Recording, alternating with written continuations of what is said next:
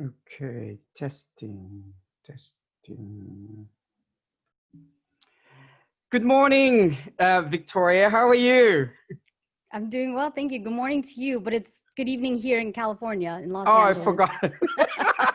I forgot about that. So, first of all, I wanted to thank you for coming. I know you're going to go live as well on Instagram. So this is like amazing. I've never done anything like this. So you're teaching me as much as I'm learning about the technology. So, but before we do all of that, I just want to tell my viewers who you are. So, um, Victoria Sangalang. So, do you want to just quickly introduce yourself?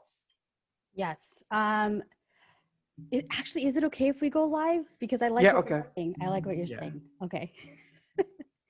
So go live on there, on yours. I'm going to add you. You can edit this out, right? Well, if you... Okay. I love this. Yeah. Yes. Of course, you cannot edit all of this, but I'm actually so excited about this. Done. Okay. Am I? So. Oh. Okay. Did you go live? Yeah, I'm live. So just join it and then I will request you to Okay. come Join. on. Yeah. Okay. There you are. Okay. Add. And then just make sure that your face is within the, because I can only see your forehead. Oh. Okay. Can you see my face now? No, you're on your phone. On your phone, I can't see you. Oh. Okay. Oh. There Okay. you So. there you go. As long as you could prop it somewhere, you don't even have to. I just want the audience to be able to see you. Oh. Okay. That's not an issue. So I'll fix it up. Okay. Oh, my lighting's not very good. Let me try, get some lighting. Oh, I wonder why I could hear. Is it on your end or mine? I'm Because not sure. There wasn't sound earlier, but Okay. actually no, I don't hear it anymore. Okay. Is that better? Can you hear me? Yes, I can hear you. Can Oh, everybody hear okay. us? We're live. We're live. I have never done anything like this before, so I'm learning. Okay, so my name is Donovan, and Victoria, thank you for coming.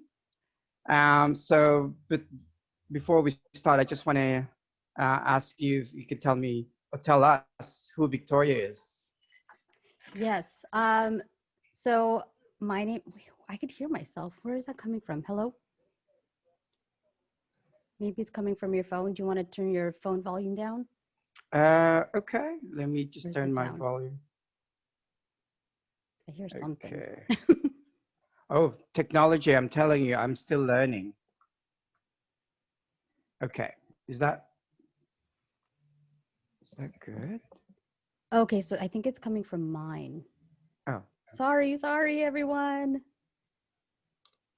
Okay. Can you talk? yes. Where's that? Oh, maybe it's from my phone. Maybe it's from my phone. Sorry, guys. Okay. How about now? Try to talk again. Hello. Can you hear me?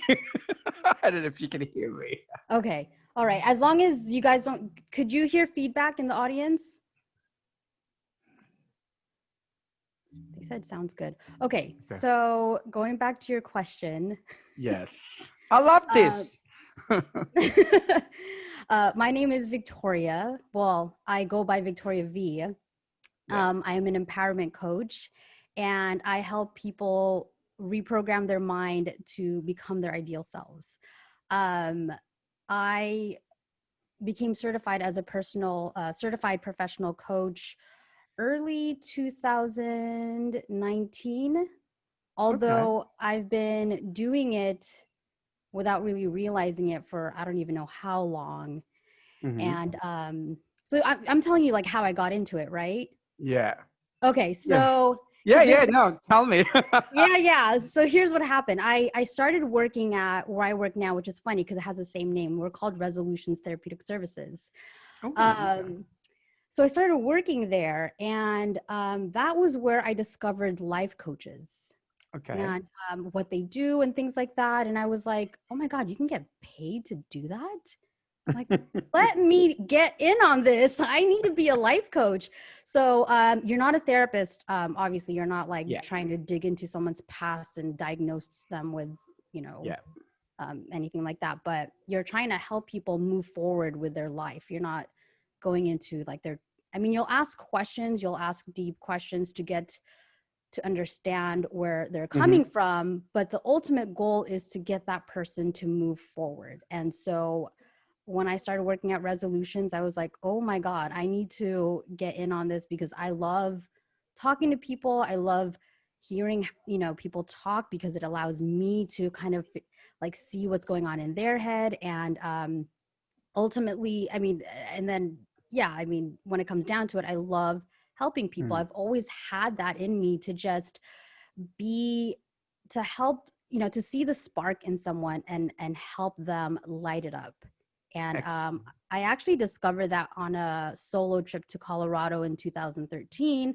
I wrote about it in my journal, and I actually wanted to read it to you, but I forgot. But I mean, that's where it started. I was like, I want to be, you know, I want to help people light up the spark in them and become like the person that they're meant to be. I just see so much potential in people. And so I love giving them that push. And so when I found out life coaching was a career Yeah. and a lucrative one too, I was like, oh my God, I need to get in on that because I love helping people. Excellent. That's a really good point because, as you know, I'm a therapist, and sometimes I actually want to tell my clients, you need to see someone who's just going to push a little bit, because therapy is just, we are so controlled by our industry that we can't push our clients too hard. And sometimes I would tell them, "What have you thought about seeing a life coach?" Because I actually don't mind. I actually like working with different people from different organizations and different um, what do you call this, profession. Because as a Mhm. as a family therapist, I can only work within my field, and knowing a life coach like you know, then I can tell my clients, you get to the point now you need a push, so I'm going to have to send you to a life coach. So there is actually your job is a very important, Mhm.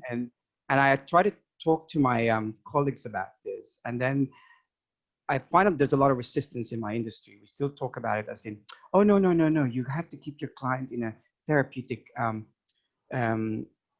process. You can't push them. I said yes, but if they've been in therapy for 5 or 10 years, Mhm. they need a little bit of push, because Right. they're now just wallowing in that in that sense of oh, this happened to me and this happened to me. So Exactly. I think your job is really important, and I really commend anyone who wants to help people. So whether you're a therapist or a life coach, I think there's a role for each one of us, and I think collaboration is a thing that needs to happen between our industry. What do you think? No, I 100% agree. That's actually exactly what we do where I work. We have I don't know if it's the same where you know in Australia, but we have I work in an IOP facility, which stands for intensive outpatient. So Okay. you know where Britney Spears stayed for when she kind of went crazy. Whoa. She stayed at she stayed at a residential treatment center, and there Um, they keep watch over you for 24 hours for like 30 days, or you know some people need to spend a little bit longer there. After you get discharged from from a residential treatment program, you then step down to an outpatient, which is what yeah. we are. Mm. And the clients that we take where I work, they don't always come from a residential treatment program. They could just be someone that needs you know intense care, but not that intense like a residential treatment program. So Okay. we're kind of like the stepping down the stepping stone to get a person back out into the real world after Mm. they've left, been discharged from the residential treatment program.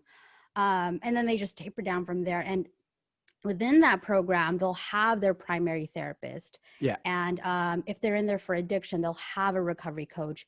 If they're in there for, they need to get their life back together, not just, therapy, then we'll also assign a life coach to them.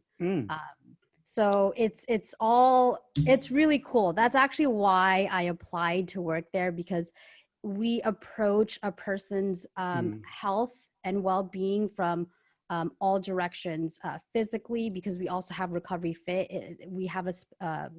We actually work with a company that specifically works with people who are going through recovery. So we have personal training with that company. They're a contractor with us. And then we have mindful movement, which is yoga. So we have the physical aspect of health. We have the mental, because of course our primary focus is mental health. And then we also help out with the spiritual side. So we have meditation, we have spiritual counseling, we have, it's just like a nice, well-balanced program. So yeah, I 100% agree with you with the collaboration. I think it helps, it helps the person's whole being. Yeah. Yes. And I think that's something that we're still struggling as practitioners, because I'm a private practitioner. So I used to work for organization, and the issue I find with the organization is that we tend to keep our clients, and referrals are only sent if you already have a relationship with organizations. But that's a different topic. I really want to know more about you, and how, because I want to know, right. how did you get here? I know you gave us a bit of a history, but you want to share us what was the driving force? The driving force to becoming a life coach. Yes. Okay. Other than, the fact that I want to help people, I guess my background is, I came out of an abusive relationship. Okay. And maybe I had this even before then, but because of that, I had a victim mentality where everything was just kind of like, oh my God, I'm in this situation because of all these external things. Oh, my parents didn't do this. Oh, my ex did this to me. Oh, my ex-mother-in-law is doing this to me. Oh, the government is doing this to its people. Like I just had, and it wasn't like on purpose. It wasn't like, I'm like, oh, woe was me. Nothing is my fault. It was more like, oh my God, all these bad things are happening to me. I'm in such a bad situation. I'm in a bad situation, and I'm like kind of going backwards. Oh, I'm in this situation now because this happened with my ex and this happened with my parents. So I was very much I was in a deep victim mentality, and I was in a really bad spot, time, area or time in my life. And I had even hit rock bottom where I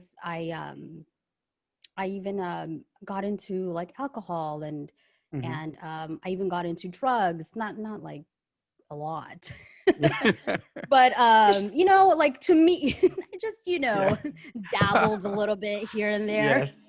But But who doesn't? things but like things like that, like I was doing things that I wouldn't normally do, and it was becoming a cycle. I was getting into bad relationships and things like that. So it got to a point where I was just like, nothing was getting better. Things were kind of getting better, but nothing was really getting better. And when I discovered that I had, what it was just my negative thought patterns, and that I had the ability to control it, and I had the ability to change my perception of the world, and like, things that were happening to me weren't happening to me, they were happening for me, or what can I learn from this situation?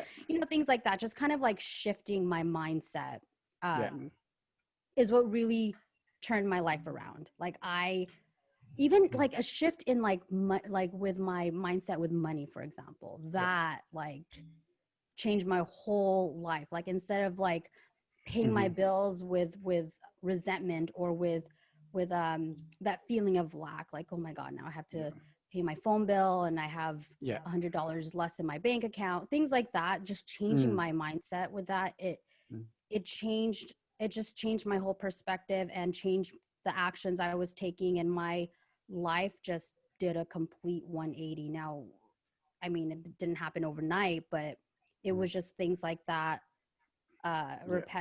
just repeating more positive actions, is what ultimately made me realize, like, oh my God, there's a lot of people that can really benefit from just, doing what I did. I mean, if I was in that bad of a situation and I got out of it, like, anybody can do this. Like, anybody can do this. And so That's a good point. That's a good point about that. And also, you mentioned earlier about mindsets. So I'm not sure if you've read. Not yet, but that is on my list. So it's Carol S. Dweck. Actually, she's a psychologist. So she wrote about this. And I think I saw one of your posts. You talked about the growth mindset and the fixed mindset. And she developed that theory, actually, that people can either have a fixed mindset and a growth mindset. And earlier, you talked about when you came out of that domestic violence relationship and things were happening to you. So you got caught in that fixed mindset of, this is my fault. This is happening to me. So how did you shift from a fix to a growth mindset? With that situation specifically? Or anything that in your life that inspired you to change that? It's not funny. I've always had somewhat of a growth mindset. I've always been a little more flexible.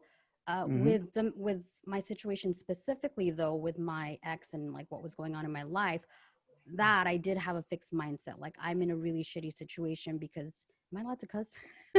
Sorry. Like, I'm in this shitty situation because all these people did me wrong. So I had a very fixed mindset on that. So there was a blame. Yes. There was a blame? Yes. I don't exactly know when the shift happened. I think it came over time of just wanting to not be in the situation I was in anymore. Not wanting to be in the situation that I was in anymore. And learning that I have the control of the outcome of my life. Actually, one of the people that helped me a lot, God rest her soul, Louise Hay. I loved her. I loved her. Louise Hay helped me out a lot. It was, I learned more about affirmations and things like that. And how powerful, not just from her, but like just learning like how powerful words are. And I've that too. I've always had a belief in that. Like with the kids, I remember the grandpa from, one of the boys' grandpa would like say really bad things to the boys sometimes, like as a joke. But to me, I was like, no, like don't say that, because they still hear it. So as I learned more about affirmations and things like that, I realized, words have a lot of power. And as I got deeper and deeper into my journey, that's how I learned about rewiring the brain and just changing who you are, reprogramming your mind and becoming essentially a new person. That's a good point, because in one of my I'm writing a book, but I've been writing it for 2 years now. I still haven't finished it. And one of the things that I learned is that in my research is that words, especially with young children, when they don't have the words or vocabulary, they express themselves in negative. So one of the things I've learned with children is that they often say, "I'm bored." And when you talk to children and say, "So what does that mean?" But sometimes having the right words help to shift the way we think. And I found that with the young children, because all they heard all their lives from somebody else, "I'm bored, I'm bored." So they now start to take on the word bored to mean everything. They're frustrated, "I'm bored." I didn't get what I want, "I'm bored." But when you start to talk about it and say, "So tell me what exactly was happening for you," the shift changes Mm-hmm. because language is powerful, and Mm-hmm. especially for us who obviously speak the language. So expressing our feelings through language is powerful. Obviously, it's different for everyone, but one of the things I found is that we've forgotten the five senses.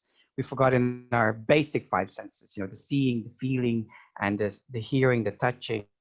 And that's what I think is important for the young people. And for you, you just talked about that changing the mindset, and actually believe that when you become mindful, you start to see things around you. Is that what Right. Yeah. happens as well for you? At least with the things that I wanted to change in my life. Yeah. Yes. I think my curiosity was always there, being aware of a lot of things. I remember just many times, you know, when we, as a child, you have to take naps. I think that's where I learned how to just kind of like observe, because I never really took the naps. I would just lie there and I would just listen to everything and become a, you know, I just became aware of my surrounding. But with changing my life specifically, yes, that's how it started. I think it's a great point what you said about you know, taking a nap, because I was doing the same. You know, um, there's a take a nap, and I was like, no, I'm not taking a nap. So my mind is going 100 miles an hour, and that curiosity is actually quite good for young people, even though sometimes you would think, oh, but I don't want to take a nap. But you find Hmm. things, and Hmm. you become curious, and that's actually changes the way we Yeah. see things as well. And this is why it's important for us to go back to the basics, to see what you're seeing, what you're hearing, and I think that's one of the key things that they talk about in mindset is that being aware of Yeah. your surroundings and letting your five senses um, uh, tell you what is out there. Yeah. A couple things with that.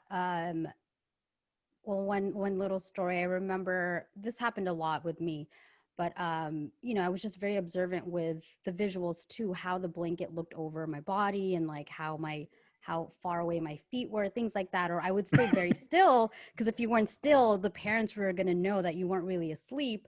And so I remember just becoming really aware of like every little tiny itch in my body, and like, oh, there's an itch there, and like just kind of observing the itch. And so when Yeah. I started to go to like yoga classes, and they would say, oh, just acknowledge every little thing going on with you. I'm like, oh, I used to do this as a kid. This is easy. That's really good. But you know, there's another book that I'm gonna tell you another book that I quite interesting is the body keeps the score. Have I've heard you? about that. I Yeah. haven't read it Okay. yet, but I've Okay. heard about So that. very heavy. If you're gonna read it, be prepared because I love Bessel van der Kolk's work on trauma, and it talks about how the body keeps a score, and what it is basically saying that when we are healing from trauma, past trauma, even though we're trying to heal the brain, the body remembers things. And that's why sometimes, have you ever had that Yes. feeling that, you know, you're walking down the alleyway and something will make you go, oh, you feel Yes. like, but your body's already reacting to it, and your brain's telling you, go look for it. I can't see anything. I can't see it. Relax. But your body's still stiff. Because apparently, and that's again going back to the five basics, it's like your body feels things. So I would recommend this if you're going on that journey about understanding your body, because it gives you a lot of um, pointers on where how to sense that. But yeah, so I'm really Okay. excited about you can tell me more about what you're doing. Yeah, well, I'm glad that you brought that book up. I've never actually looked into what it's about, but I've heard a lot about it. Hmm. Well, I've heard a lot that, you know, I've heard that it's good a lot, Yeah, but I haven't heard about it. yeah. But like, hearing what you're saying now, it actually, it's very, it kind of ties in with what I do with my clients. Mhm. I want their body to feel you know, how it would feel if they were living in the reality of their ideal self. Mm. um So things like, I did a live on this one time. One of the techniques that I teach is visualization, Mm. and Yeah. and it's utilizing the five senses too, because the brain doesn't actually know the difference between your imagination and what's really happening in reality. And Yes. so I get my clients to visualize their end goal and really live it in their mind, Yeah. so that their body can feel it and it becomes used to it, because it's sending out those neurotransmitters, those Yes. chemicals Yeah. throughout your body. And so because it's sending out those chemicals, it's getting used to it, and it's becoming like its new self. It's becoming the new habit. It's now getting used to that new reality. Yeah. That's really, it's really in your imagination, but Yeah. your body doesn't know any better. It thinks that that's your new reality, and therefore you're walking around, Mm. and without even realizing it, you are your ideal self. Like That's I go over the person's ideal self with them yeah. in the beginning of Mm. our sessions together. And Yeah. so That's a like that's good the point. whole point. Yeah. Yeah. That's a good point because I'm a bit of you know sorry, I'm going to tell you another name. Jill Bolte Taylor did a research on the brain, and what you're just saying is that the right side of the brain is the present brain. So everything that's happening, the right side of the brain is actually there. It knows what it's happening. It's where your short-term memory goes. But before it deletes the memory, it sends it on your left side of the brain, where it keeps a copy of everything, but your left side of the brain does not know what is the past, what is the future, what is happening now. It just keeps all the information. And she did a TED talk on this because her brother suffered from schizophrenia. And she found out that through her study that your left side of the brain keeps all that information. And so it's same thing like you were saying, if you visualize it, so you're teaching your left side of the brain, okay, so this is the past, this is the future, this is where I want to go. Mm-hmm. And it's an important distinction between what is happening now and what I want to do, and what you just thinking and actually doing some action as well. So that's the main Right. thing. Yes. Yes. Yes. Yes. The action part is very important. Yes. Um, because the visualizing part and the imagination part, that's all for your brain. Now that your brain is familiar with it, you Yes. gotta put in the action so that your body Yeah. feels it Yeah. physically. Yes. And Yeah. that's the difficult part, and that's why people always say, "Oh, I can't find a motivation. I can't find a motivation." I said, "Well, motivation happens when you start doing the action." Because we have been sold this idea that to be motivated, it means you just have to think about, visualize things. But if you're not taking the action, Right. then it's not going to materialize because it's just like a daydream. So Right. that's the difference between um, changing your mindset, just thinking about it and doing the action. Um, um, that's what I Right. think. Yeah. I don't know. Yeah. What have you experienced with your clients?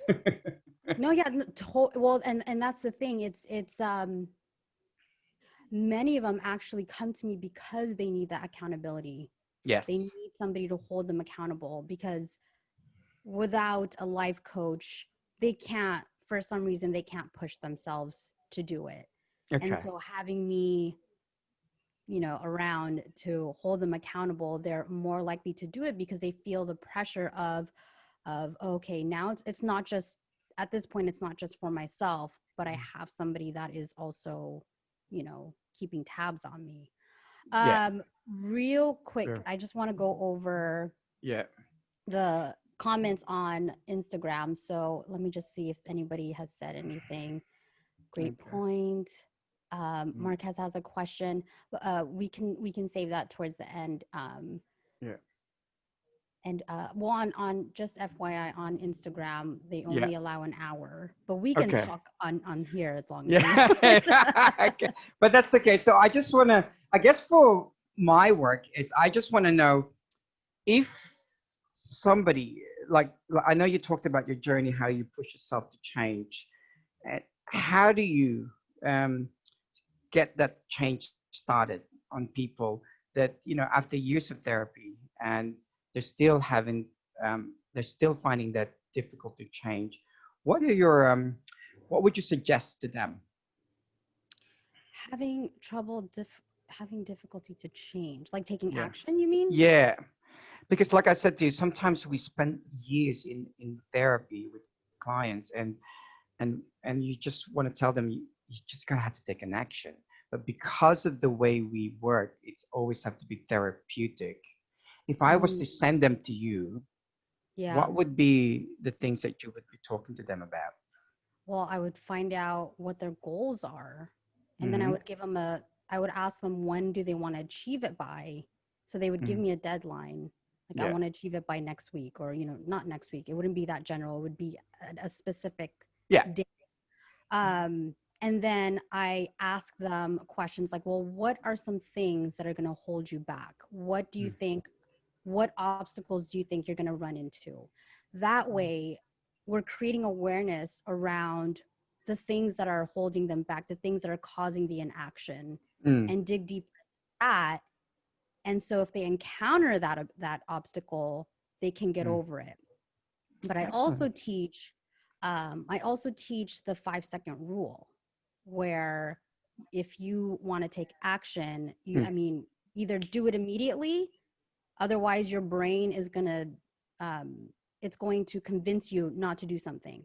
Um, so either do it immediately or count down from 5, 4, 3, 2, 1. It's actually a technique that Mel Robbins came up with. I don't know if you know who Yeah. she is, Yes, but she I'm came up familiar with with. 5, 4, 3, 2. Yeah. Yeah. Yes, I was gonna Yes, yes. say, So I was gonna say about the 5, 4, 3, 2, 1. And I read the book, the 5 second rule, and it's interesting that you should mention yes. that. Um, you know, I mean, I'm not a So life that's coach. I wish I another, was, so I could just tell my clients, you just gotta do this. But I'm in the world of therapy, so yeah. everything is about holding their hands, and sometimes I tell them, yeah, I can't hold your hands anymore because you're now just staying in this situation, and I can't give you any more. You need to see somebody's going to push you. Whose work is different, Yes. and I think your job is very important, and that's why I mentioned that to you. Um, in terms of if anyone's looking for a life coach, what should they consider?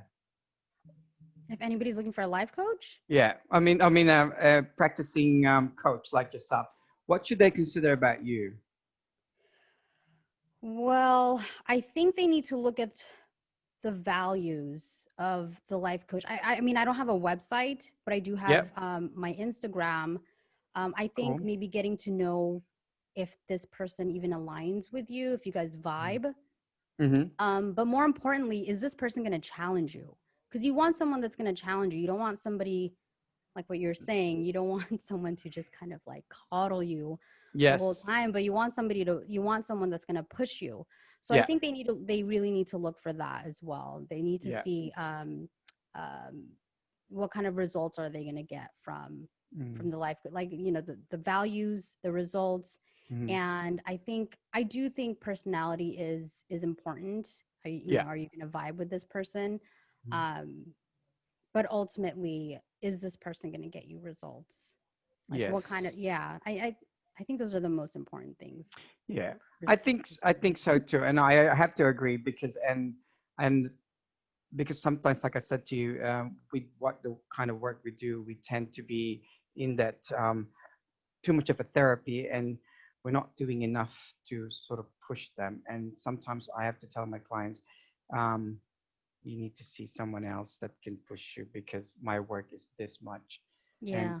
you now need that little bit of push because in family therapy it's all about the therapeutic work with family, but sometimes when they need to change the behavior, and that's why I work with somebody who's a change behavior specialist. So I send her all the children that needs the change behaviors, and then they come back to me, and then we work on, okay, creating that relationship with the parents. Vice versa, if she's got clients that needs relationship to be rebuilt with family, and she's done the work already. Then she sent it to me. Um, like you said, we only have 1 hour, but I'm mindful of the time as well. Any last comments or words that you can say to anyone who's listening, who's considering to see a life? I keep saying life coach, but you said practice certified practicing coach. So if they're looking for one, what encouragement would you say to them? Um, well, there's this line that I love saying. It's whether you think you can or Mm. you think you can't, you're right. So which one are you going to choose? Okay. Because That's you have a choice. When it comes yeah. down to it, you do have a choice. And I Yes. think that's what most people don't realize. Like, you have a choice right now. You can Mhm. change your life. Yeah. You just got to take action. Action is the antidote to fear. It's the antidote to depression. It's the antidote to it. Just taking action. It's Yes. very strong Yeah. medicine, and it's going to give you results. Yes. Because the So inaction is the problem with a lot of our what we see in our clients is that it's inaction, and you can tell them you have to talk to your mom, you have to talk to your dad, or this and this, whatever. But then when they leave therapy, it's like they do the opposite. And so the action bit is the most important thing, I think, as well. And I think next time somebody asks me for a coach, I'll send them your way yeah, over yeah. or via the internet, or by the And phone. And that's the awesome thing about being a coach, a life coach, or a transformational coach. Or for me, I give myself a fancy name. I call myself an empowerment coach. Um, I love that empowerment coach. I love that. yeah. Or if I want to be really fancy, I say I'm a victorious mindset coach. Anyway, but the awesome thing about it is that we don't have the restrictions of a therapist. We Yeah. can work with international clients, whereas us, for example, especially with the pandemic, where I work, if we have someone calling in from New York who needs therapy, they can't see any of our therapists. They can see our life coach, they can see our recovery coach, they can see our spiritual Okay. counselor.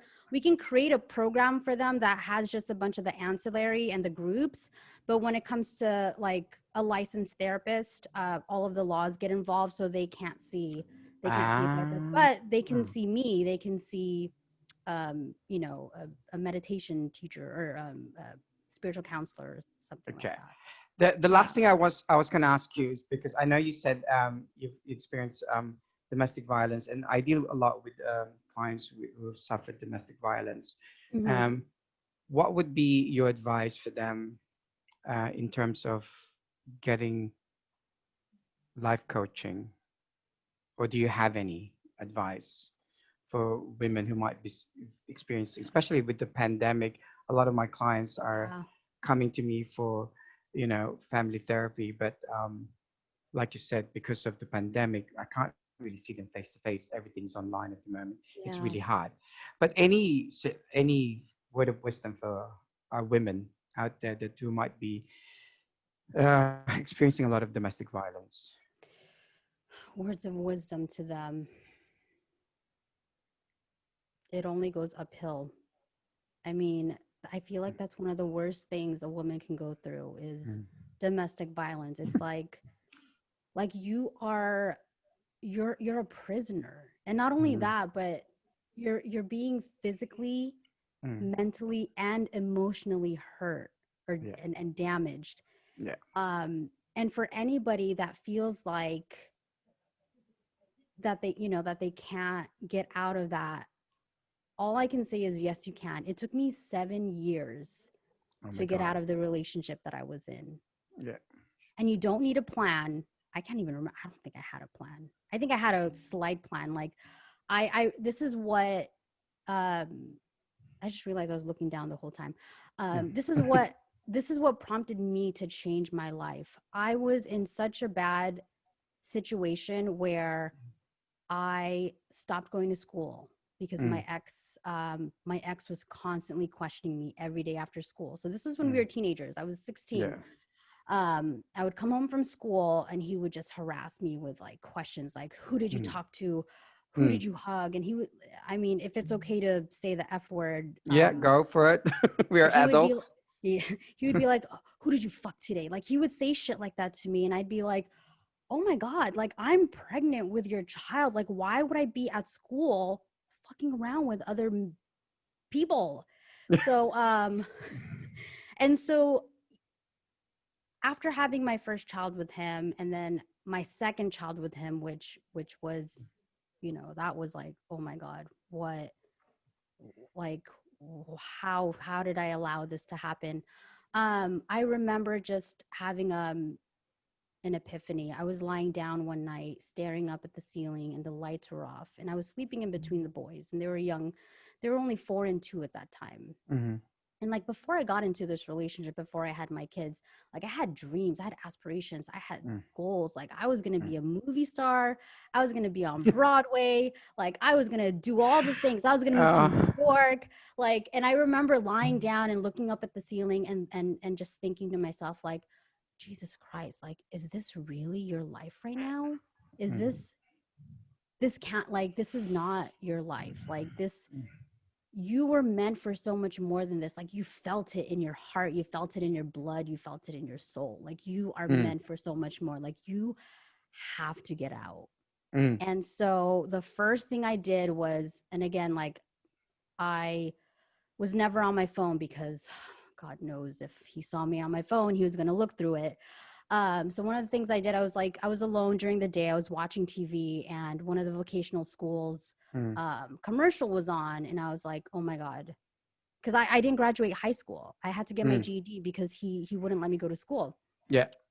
I saw an ad for one of the vocational schools and I called and I'm like, he can't stop me from improving my life, especially because he was talking shit to me all the time. He was always saying things like, Mm. he was always saying things like, oh, you're good for nothing. You're just, what was the word? A freeloader. He was calling me a freeloader. And I'm like, dude, Oh my like God. you're keeping me hostage in this home. You won't let me get a job. You won't let me drive. You won't let me have any friends. You won't let me do anything. And you're telling me that I'm a freeloader. So whatever. I was like, okay, I'm going to do this. Mm. And I called my mom and I was like, I want to do this. I want to get out of this situation. And so to me, that was like my escape. Like, let me do this first. Ooh, let me have, I want some tea. Pink tea, teacup. Thank you. As I'm talking about my experience with domestic Yes. violence. Yes. Oh my God. And And so where was I going with this? you had to do So yeah, this. I had that epiphany and that's what basically started it. So my words of wisdom for women who are going through this right now, there's only one direction. Like you can only go up. If you leave, there are, just in the USA alone, where's my oh, my phone's on my live. Just in Yeah. the USA alone, I believe the number is 156 million men. I could be wrong. Don't quote me on that. You're going to have to Google it.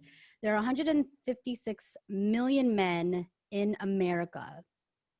There is plenty of fish out there. Like this guy is not the Mm. one if he is hurting you, if he is making you feel like shit. Like this guy used to call me cankles and like it was bad. And Oh my God. it was really terrible. And so I was in that, I mean, again, like with the brain, that was comfort. Anything new, meaning being outside of that Mm. relationship was danger Yeah. because your brain is thinking, oh, that this is not your norm. That's Mm. dangerous, even though that's not dangerous. That's your freedom right there.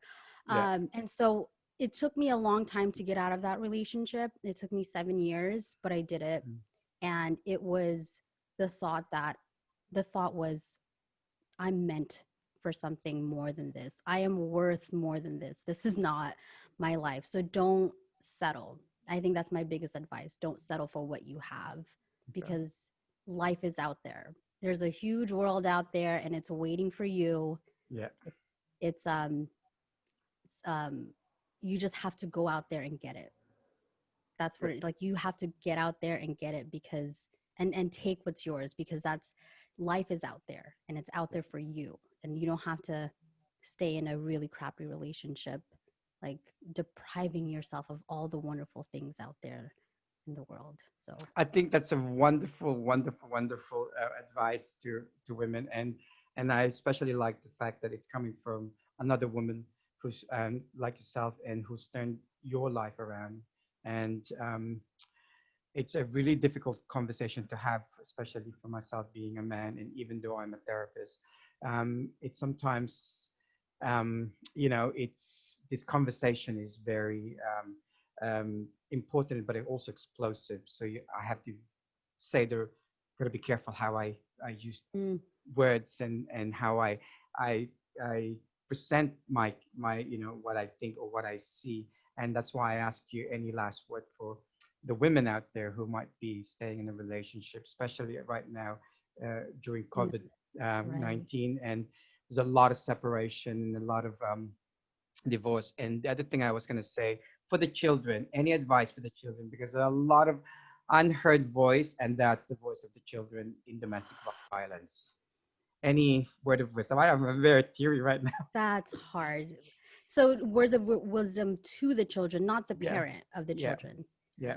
The children, because there are a lot of children that are suffering. Oh, yes, I know. I know. My kids are going through it.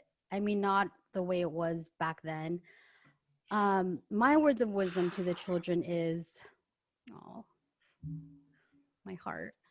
My words of wisdom to them is, it's not your fault.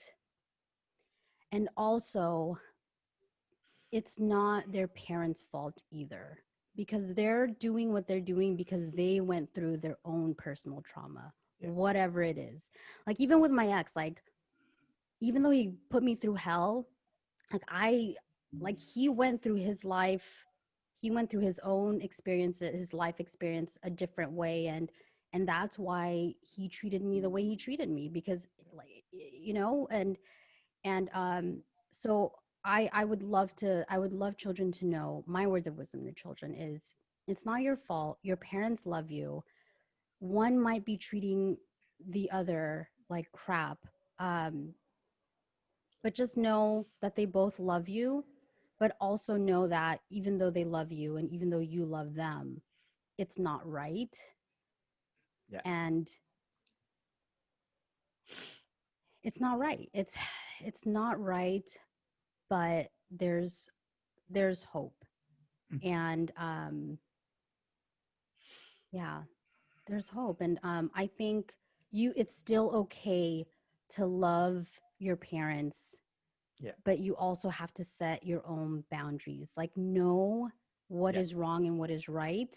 yeah, And even though you know what one parent is doing is wrong, it's still okay to love them, but make sure to set your boundaries. yeah. Oh, sorry. Oh, I love Um, you. oh, no. Woo. Wow, that was very powerful. I sorry I couldn't hold myself, but as you probably You're know, a making lot of me my cry. as you know, most of my work are with children and Yes, I know. child Yeah. protection and out of home care, and so and there's a lot of children out there that don't have a lot of voice, and that's why a few weeks back I spoke to a independent children's lawyer, and I wanted to know what their children's rights are when it comes to separation and divorce, and how much voice they have Yeah. to be presented in court. And so, yeah, but um, wow. So I wasn't planning to cry, but now I'm having tears. I um, thought I was gonna cry in this interview. oh my God. Wow, that was really, really powerful, and thank you very much for sharing.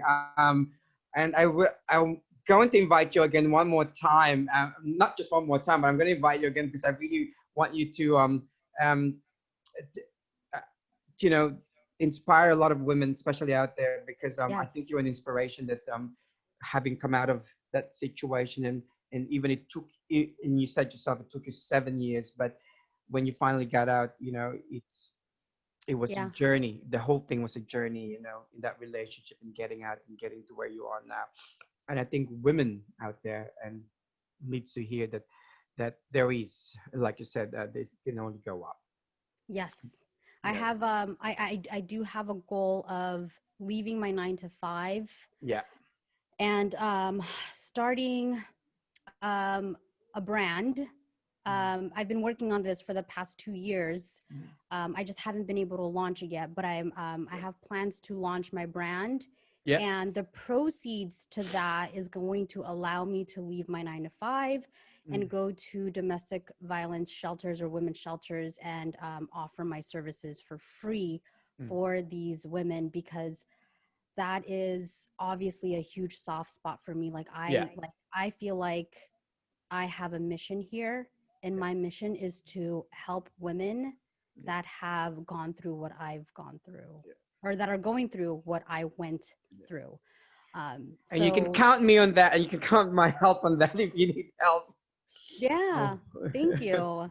You're welcome. Thank you for your Wow. support. I don't know how to end this conversation because I'm just like awed with this conversation, but I have to come to an end. So Yes. it Thank you was for having me. no, thank you for sharing your journey, and I hope that women and children are listening to this, even though there was a bit of a swear word, but it should be okay. That would make them realize that yes, the only way up, the only way is up, and there's always a way out. Thank Yes, you, there's Victoria, always a for way. sharing.